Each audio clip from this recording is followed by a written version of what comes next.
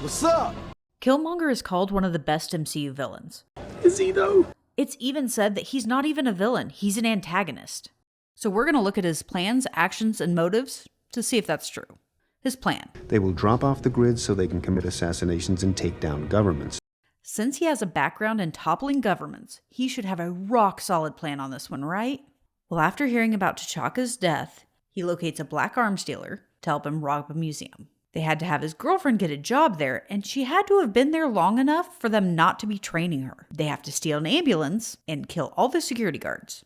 This is so they can have a piece of vibranium to sell to the CIA, to lure Black Panther out so he can defeat him and get Claw back. It's a setup. Then Killmonger will kill Claw to use him to get into Wakanda, where he will announce who he is and challenge for the throne. Once king, he will arm all the oppressed people and take over the world. Not a great plan. Especially when none of this is necessary.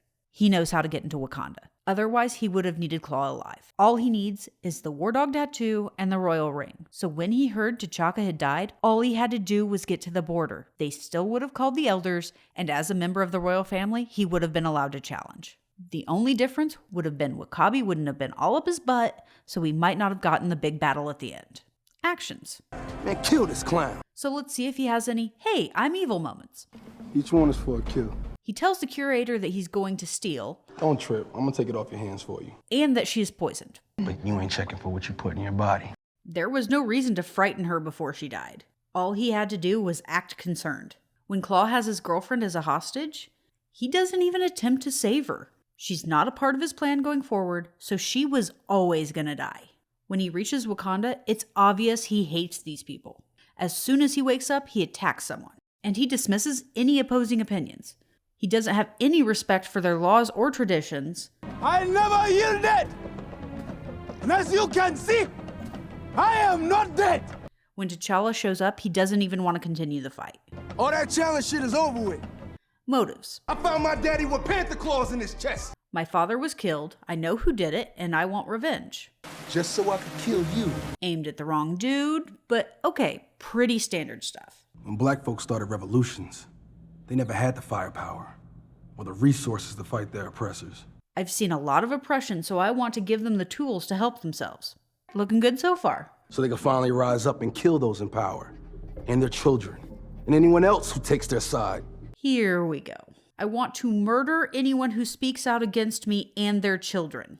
You can't claim someone's not a villain when they plan on slaughtering innocent people. He's not talking about casualties in a fight, but actively murdering children for things they have no control over. But even worse, these are not his real motives. Once T'Challa is the only one around, he's finally honest. You will destroy the world, Wakanda included. The world took everything away from me. Everything I ever loved. But I'm gonna make sure we're even. He wants to hurt everyone in the world. He's not trying to help anyone. The world's gonna find out exactly who we are. The last defense is that he's addressing a real problem that needs to be solved. The lasting effects of colonization and oppression. And that he's able to change T'Challa's mind.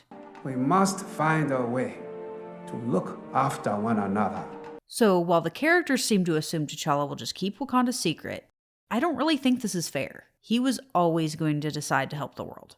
It's just who he is. We need to remember, he's only been king for a few days at this point.